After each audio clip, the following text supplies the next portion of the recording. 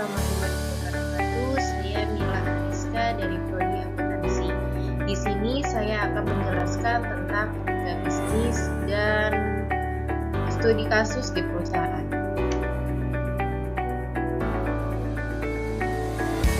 Sebagai referensi tambahan, berikut sejumlah definisi teori etika bisnis menurut para ahli. Yang pertama, Josephus. Etika berbisnis adalah penerapan moral dalam bidang ekonomi, utamanya industri bisnis. Yang kedua, ada Muslim.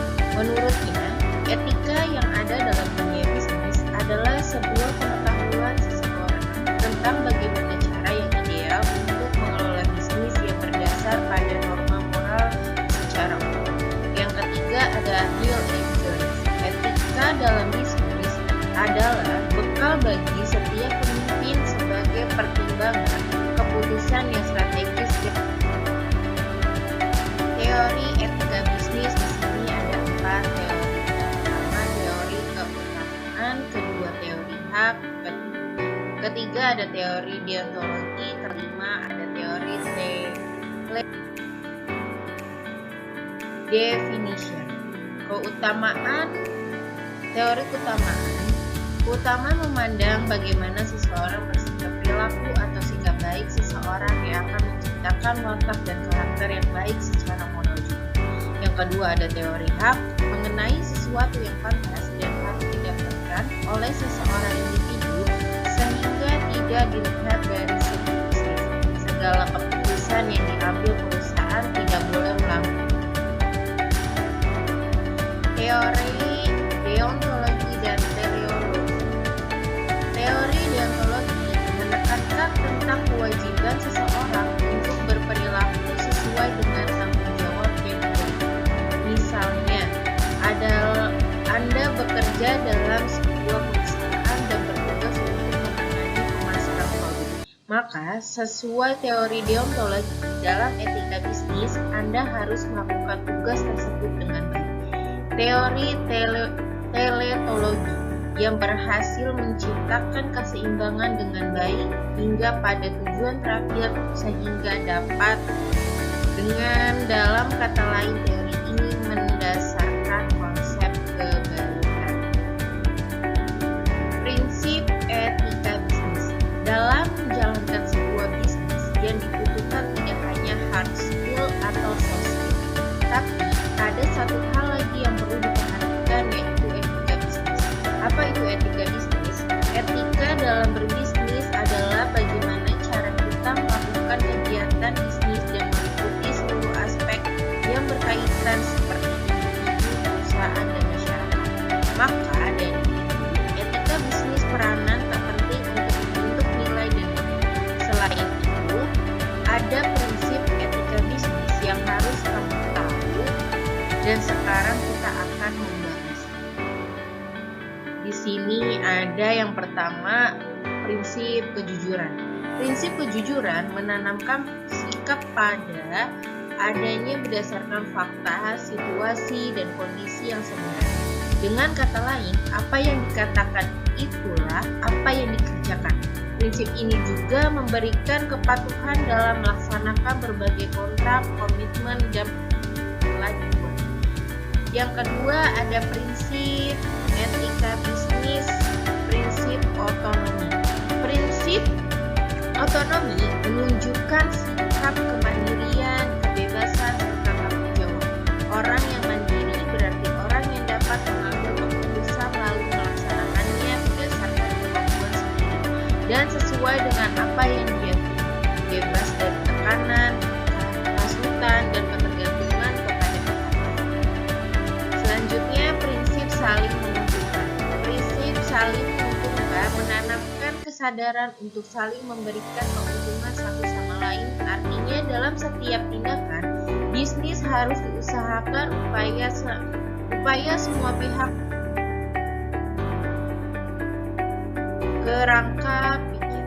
Prinsip keadilan. Prinsip keadilan menanamkan sikap untuk bersikap adil terhadap semua pihak dengan tidak membeda-bedakan dari segala aspek seperti aspek ekonomi, hukum, maupun yang lainnya. Integritas moral. Prinsip integritas merupakan prinsip yang tidak merugikan orang lain dalam mengambil keputusan dan tindakan bisnis. Prinsip ini dilandasi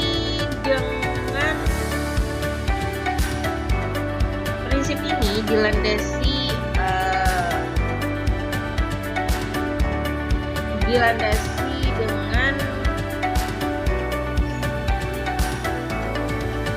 kesadaran bahwa setiap orang harus dihormati sebagai manusia.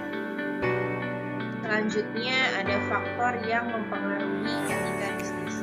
Melihat banyaknya pelanggaran etika yang terjadi antara perusahaan dan stakeholder memunculkan asumsi bahwa ada hal-hal yang mempengaruhi etika bisnis. Berikut ini beberapa di antaranya.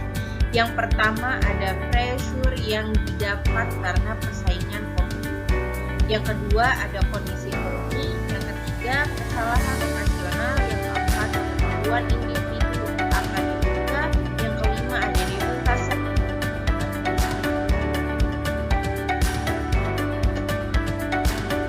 Peranan etika bisnis dalam manajemen keuangan.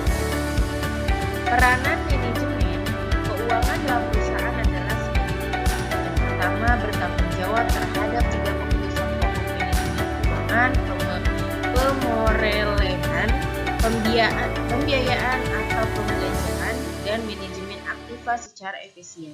Yang kedua, meningkatkan pertumbuhan ekonomi sehingga kesejahteraan masyarakat meningkat. Yang ketiga, menghadapi tantangan dalam pengelola aktiva secara efisien dalam perubahan yang terjadi pada persaingan antar perusahaan. Perekonomian dunia yang tidak menentu perubahan teknologi dan tingkat inflasi dan bunga yang berfluktuasi. Manipulasi laporan keuangan PT KAI atau Kereta Api Indonesia. Di sini saya akan membahas tentang studi kasus. Topiknya transparansi serta kejujuran dalam pengelolaan lembaga yang merupakan salah satu derivasi amanah reformasi ternyata belum sepenuhnya dilaksanakan oleh salah satu badan usaha milik negara, yakni PT Kereta Api Indonesia. Dalam laporan kinerja keuangan tahunan yang dikeluarkan pada tahun 2005, ia mengumumkan bahwa keuntungan sebesar 6,90 miliar telah diraih. Padahal apabila dicermati, sebenarnya ia harus dinyatakan menderita kerugian sebesar 63 miliar. Kerugian ini terjadi karena PT Kereta Api Indonesia telah 3 tahun tidak dapat menagih pajak pihak ketiga. Tetapi dalam laporan keuangan itu, pajak pihak ketiga dinyatakan sebagai pendapatan. Padahal berdasarkan standar akuntansi keuangan, ia tidak dapat dikelompokkan dalam bentuk pendapatan atau aset. Dengan demikian, kekeliruan dalam pencatatan transaksi atau perubahan keuangan telah kasus PT KAI. Di lain pihak, PT Kereta Api Indonesia memandang bahwa keliruan pencatatan tersebut hanya terjadi karena perbedaan persepsi mengenai pencatatan hutang yang tidak tertagih. Terdapat pihak yang menilai bahwa hutang pada pihak ketiga yang tidak tertagih itu bukan pendapatan, sehingga sebagai konsekuensi PT Kereta Api Indonesia seharusnya mengakui menderita kerugian sebesar 63 miliar. Sebaliknya, ada pula pihak lain yang berpendapat bahwa hutang yang tidak tertagih tetap dapat dimasukkan sebagai pendapatan PT Kereta Api Indonesia, sehingga keuntungan sebesar 6,90 miliar dapat diraih pada tahun tersebut. Diduga manipulasi laporan keuangan PT Kereta Api Indonesia telah terjadi pada tahun-tahun sebelumnya, sehingga akumulasi permasalahan. Manfaat etika bisnis manajemen keuangan. Yang pertama, perhitungan. Manajemen yang mengaitkan perolehan pembiayaan atau pembelanjaan dan manajemen aktiva dengan tujuan secara menyeluruh dari suatu perusahaan. Yang kedua, pertimbangan untuk memaksimalkan nilai perusahaan. Dengan demikian, apabila suatu saat perusahaan itu dapat ditetapkan sebagai mungkin seorang manajer manajer juga harus mampu menekan atau peredaran uang agar terhindar dari tindakan yang tidak diinginkan. Yang ketiga ada keputusan tepat. Manajemen keuangan dengan demikian merupakan suatu bidang keuangan yang menerapkan prinsip-prinsip keuangan dalam sebuah organisasi untuk menciptakan dan mempertahankan melalui pengambilan keputusan. Kesimpulan di sini, dalam bisnis dengan para pelakunya yang merupakan orang biasa, maka diperlukan prinsip etika bisnis dan moral yang melandasi setiap pelaku bisnis tersebut, dan adanya etika bisnis membuktikan bahwa bagi bisnis justru tidak ada pengecualian serta bukan pula untuk